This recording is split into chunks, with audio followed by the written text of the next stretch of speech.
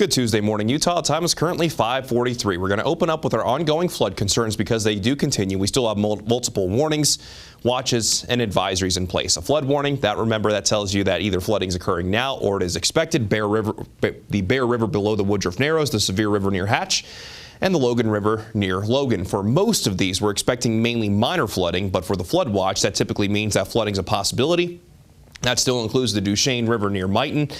And we still have flood advisories, which typically tell you that minor flooding is ongoing where that waterway is likely just above its banks. The Bear River near Corinne, the Duchesne River near Randlet, and the South Fork of the Ogden River near Huntsville. And you might have noticed that there have been some of the rivers that we've been watching over recent days that have been taken out of those watches, warnings, and advisories. So we're moving in the right direction for a lot of spots, but we're still looking at some high waterways, and they're still running high, fast, cold, and dangerous in a lot of aspects, especially in central and in northern Utah. But when it comes to our snow water equivalent statewide snowpack average, right now we're only sitting at 4 inches. So there's been a lot of snow that has melted from the record at 30 inches that we saw at the beginning of April.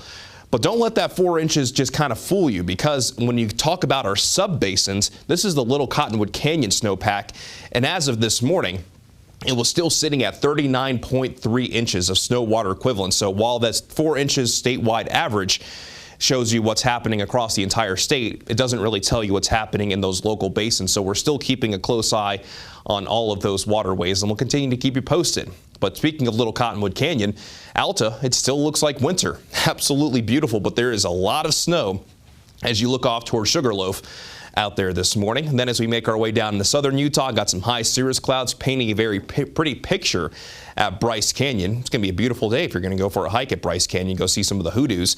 Temperature-wise, most of us are sitting in the 50s and 60s. It's a little chilly in Heber City, but I'm thinking that this temperature sensor might be off a little bit, sitting at 36 degrees. But regardless, if you're waking up in the Wasatch back, you probably want a sweater, but most spots will be fine with the t-shirt as you head out the door. On the satellite and radar, just got a few passing clouds here or there, not really seeing much in the way of any wet weather.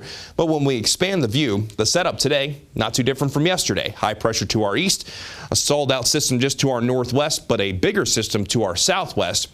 And by tomorrow into Thursday, that's going to work its way in our direction and will result in more unsettled weather as we go into the second half of this week. But as for today in the northernmost portion of our area, there will be at least a slight chance for a few isolated showers and storms. And if you're along the Wasatch front and Wasatch back, maybe about a 10 to 20% chance. Can't be completely discounted.